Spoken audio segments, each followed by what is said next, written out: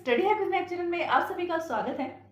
आज का जो हमारा टॉपिक रहेगा वो होगा इससे प्रीवियस टॉपिक से related which is flow control के मेथड्स, या हम कह सकते हैं मेथड्स ऑफ फ्लो कंट्रोल कि कौन से ऐसे मेथड्स हैं जो फ्लो कंट्रोल टेक्निक में यूज करते हैं।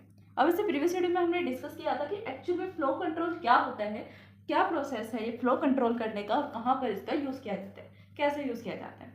अब इन मेथड्स को एक्चुअल में कैसे इंप्लीमेंट किया जाता है फ्लो कंट्रोल को, उसको इंप्लीमेंट करने के लिए फिर डिफरेंट मेथड्स हैं। अब वो डिफरेंट मेथड्स कौन से हैं वो हमें डिस्कस करना है। तो चलिए फटाफट से वीडियो को स्टार्ट करते हैं और देखते हैं what are the different methods of flow control. अब फ्लो कंट्रोल के डिफरेंट मेथड्स कौन से हैं? डिफरेंट मेथड, टू टाइप्स के मेथड्स। कौन से मेथड्स हैं? Stop and wait protocol. सबसे फर्स्ट मेथड का नेम क्या है? Stop and wait protocol. Next method कौन सा है? Sliding window protocol. ये मेथड्स के नेम है एक्चुअल में और इन्हीं पर बेस करता है इनका काम, इनकी वर्किंग या टास्क। अब स्टॉप एंड वेट प्रोटोकॉल तो सिंगल है, इसके फर्दर टाइप्स नहीं है, बट जब हम स्लाइडिंग विंडो प्रोटोकॉल की बात करते हैं इसके फर्दर 3 टाइप्स होते हैं। One wait protocol, go back N, ये एन आपको साथ में लिखना है, गो बैक एंड लास्ट आता है जो वो आता है सिलेक्टिव रिपीट। जो सिलेक्टिव से उनको सिर्फ रिपीट करना। ये नेम है मेथड्स की, इसको वन बाय वन डिस्कस करेंगे। तो सबसे फर्स्ट जो मेथड्स आपको डिस्कस करना है, आज का जो लेक्चर में टॉपिक रहेगा वो होगा स्टॉप एंड वेट प्रोटोकॉल। सबसे फर्स्ट मेथड है जो फ्रेमिंग के लिए यूज किया जाता है और सबसे इजीएस्ट मेथड है, जिसको हम कह सकते हैं कि बेसिक मेथड। इसी से बाकी सब मेथड ड्रॉ करेंगे। तो चलिए फटाफट से फर्स्ट मेथड स्टार्ट करते हैं, इसको डिस्क्राइब करेंगे अच्छे। अब देखिए स्टॉप एंड वेट प्रोटोकॉल में क्या है, कौन सी थ्योरी हमें इसमें लिखनी है। In this means wait and stop and wait protocol. In this protocol the sender send the frame to the receiver. यहाँ पर सेंडर क्या काम करता है? रिसीवर को फ्रेम सेंड करता है। ये तो नॉर्मल बात है क्योंकि सेंडर का काम ही क्या है? सेंड करना, इंफॉर्मेशन को सेंड करना कहाँ पर? रिसीवर के पास। ठीक है। The sender send a frame to receiver.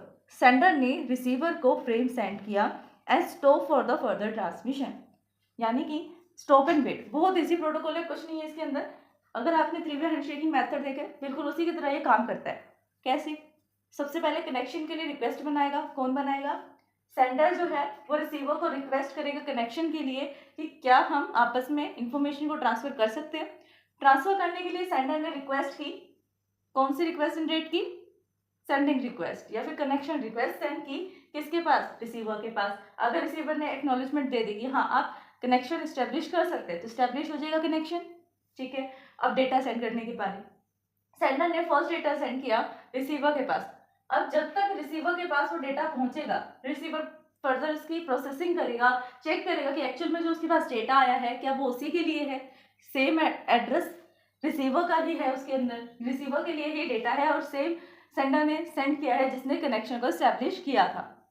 ये सब चेक करने के बाद रिसीवर जो है लास्ट एक एक्नॉलेजमेंट रिक्वेस्ट भेजेगा। ये कह सकते हैं कि फ्रेम 1 सेंड किया सेंडर ने तो फ्रेम 1 के लिए एक्नॉलेजमेंट आएगी कि एक्नॉलेजमेंट 1 फॉर फ्रेम 1, कि एक्नॉलेजमेंट नंबर 1 है फ्रेम 1 के लिए कि फ्रेम 1 जो है रिसीवर को मिल गया। अब जैसे ही एक्नॉलेजमेंट पहुंचेगी किसके पास? सेंडर के पास। सेंडर दूसरा वाला पैकेट सेंड कर देगा, ये फ्रेम सेंड कर देगा। ऐसे उसको सेकंड एक्नॉलेजमेंट के लिए वेट करना होगा। तो यहाँ पर इसको स्टॉप एंड वेट क्यों कहा गया है कि एक फ्रेम सेंड करने के बाद रिसीवर तक एक फ्रेम सेंड करने के बाद सेंडर को वेट करना पड़ता है। एक फ्रेम सेंड करने के बाद सेंडर को स्टॉप करना पड़ता है फर्दर ट्रांसमिशन के लिए। जब तक एक फ्रेम के लिए उसके पास एक्नॉलेजमेंट नहीं आ जाएगी ना रिसीवर की साइड से कि हाँ रिसीवर तक डेटा पहुंच चुका है, तब तक वो नेक्स्ट नहीं सेंड करता, स्टॉप हो जाता है, ट्रांसमिशन रोक देता है और वेट करता है किसके लिए? फॉर एक्नॉलेजमेंट फ्रॉम रिसीवर से एक्नॉलेजमेंट के लिए। ठीक है, ये काम है। Receiver receive the frame. अब ये तो बात हुई सेंडर की, सेंडर ने सेंड कर दिया और फ्रेम सेंड कर दिया। अब फर्दर ट्रांसमिशन के लिए या फिर हम कह सकते हैं रिसीवर की एक्नॉलेजमेंट के लिए वेट करेगा।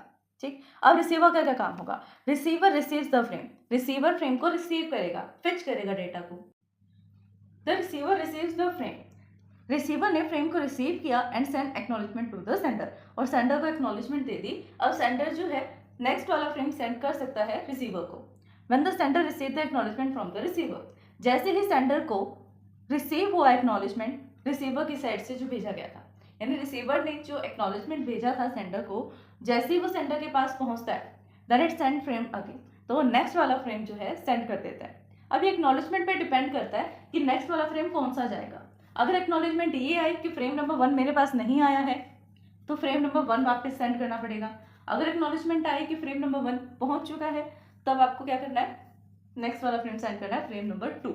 तो ये एक्नॉलेजमेंट पे डिपेंड करता है कि आप कौन से वाला फ्रेम आपको नेक्स्ट सेंड करना है। Then is send frame again. तो अब यहाँ पर नेक्स्ट वाला फ्रेम सेंड कर सकते हैं। फ्रेम सेंड का जो प्रोसेस है वो अगेन रिज्यूम कर सकते हैं and this process continue until the all frame send by the receiver. और ये प्रोसेस जो है कंटिन्यू चलता रहेगा जब तक सेंडर जितने भी नंबर ऑफ फ्रेम उसने सेंड करने हैं वो सब के सब सेंड नहीं कर देता रिसीवर को, तब तक ये प्रोसेस सेम ऐसे ही चलता रहेगा। एडवांटेजेस, सबसे फर्स्ट और सिंपल एडवांटेज है कि वो सिंपल मेथड है। ठीक है, तो सिंपल मेथड है, कुछ इसके अंदर डिफिकल्ट नहीं है। सेम क्या है, एक फ्रेम सेंड किया, एक्नॉलेजमेंट का वेट किया, फिर नेक्स्ट वाला सेंड किया, फिर एक्नॉलेजमेंट का वेट किया, सिर्फ सेंडिंग और एक्नॉलेजमेंट का वेट, दो ही चीज हमने की है। Transmission is highly accurate as the second frame is only sent when the acknowledgement of the first is received. यानी कि यहाँ पर ट्रस्टफुल डेटा आप कह सकते हैं, सेंडिंग होते हैं, ट्रस्टफुल ट्रांसमिशन किया जाता है, हाईली एक्यूरेट ट्रांसमिशन होता है। कैसे? क्योंकि जब तक आपने जैसे फर्स्ट फ्रेम सेंड कर दिया, जब तक आप सेकंड फ्रेम सेंड नहीं करेंगे, कब तक नहीं करेंगे, जब तक आपको एक्नॉलेजमेंट रिसीव नहीं हो जाता फर्स्ट फ्रेम के लिए। फर्स्ट फ्रेम का एक्नॉलेजमेंट मिलेगा, वैसे आप सेकंड वाला सेंड कर देंगे।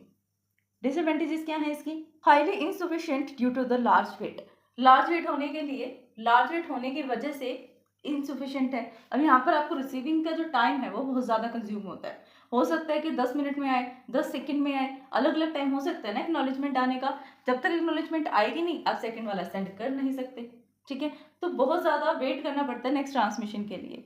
If the receiver had to capacity to accept more than one frame, अगर रिसीवर के पास एक कैपेसिटी है कि वो एक टाइम पे एक से ज़्यादा फ्रेम को रिसीव कर सकता है and resources are being utilized, और रिसोर्सेज को यूटिलाइज कर सकता है लेकिन कर नहीं पा रहा, यानी कि उसके अंदर कैपेबिलिटी है, वो एक टाइम पे एक से ज़्यादा फ्रेम्स को रिसीव कर पाएगा, लेकिन सेंडर फिर भी एक टाइम पे एक ही सेंड कर रहा है, तो इससे क्या हुआ, जो रिसीवर की कैपेबिलिटी है वो तो वेस्ट चली गई। तो ये इसका एक डिसएडवांटेज है और बहुत ज़्यादा लॉन्ग टाइम तक हमें वेट करना पड़ता है, टाइम कंज्यूमिंग है प्रोसेस। ये देखिए डायग्राम की हेल्प से यहाँ पर आपको समझाया गया है कि कैसे stop and wait protocol work करता है। सेम वही है जो थ्योरी में आपने डिस्कस किया, सेम एक्जैक्ट डायग्राम है, बस ये डायग्राम के फॉर्म में है। डायग्राम के फॉर्म में आप बताएंगे तो और थोड़ा ब्यूटीफाई करके लिखा जा सकता है इस पूरे कॉन्सेप्ट को। देखिए सबसे पहले इधर है सेंडर, इधर है रिसीवर। डन, सेंडर और रिसीवर। सेंडर क्या करेगा, फ्रेम सेंड करेगा, रिसीवर क्या करेगा, फ्रेम को रिसीव करने के बाद एक्नॉलेजमेंट देगा। डन। अब एक पॉइंट पर आकर फ्रेम नंबर 1 सेंड किया है सेंडर ने, सेंड कर दिया और ये किसके पास गया, रिसीवर के पास। जैसे ही रिसीवर के पास पहुंचेगा, रिसीवर एक्नॉलेजमेंट दे देगा, लेकिन जब तक एक्नॉलेजमेंट आ रही है, जब तक फ्रेम जाएगा रिसीवर के पास और एक्नॉलेजमेंट आएगी सेंडर के पास, तब तक तो सेंडर को वेट करना है ना, तो इतना क्या हुआ उसका वेटिंग टाइम। ठीक है, ये तो 1 फ्रेम के लिए वेट टाइम हुआ।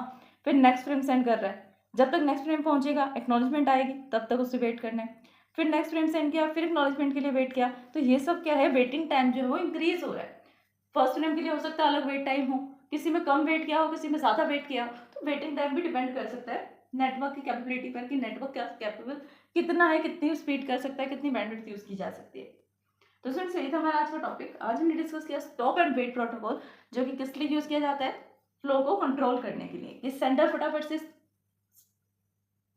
कि सेंडर की इतनी ज़्यादा स्पीड ना हो कि वो सेंड करे जा रहा है और रिसीवर को डेटा मिल ही नहीं रहा, या फिर रिसीवर की इतनी फास्ट स्पीड ना हो कि उसको डेटा मिल ही नहीं पा रहा है। ये भी इसकी डिसएडवांटेज है ना, हो सकता है कि सेंडर की स्पीड ज़्यादा हो सकता है रिसीवर की स्पीड ज़्यादा।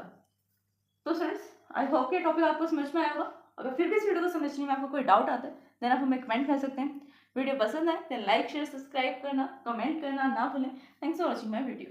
हमारे चैनल स्टडी हैक विद महक को लाइक, ज़्यादा से ज़्यादा शेयर एंड सब्सक्राइब करें। अगर आपने सब्सक्राइब कर दिया है तो बाकी सभी डिवाइसेस से भी सब्सक्राइब करा सकते हैं, क्योंकि सब्सक्राइबर्स बहुत ज़रूरी हैं। देन कमेंट करें।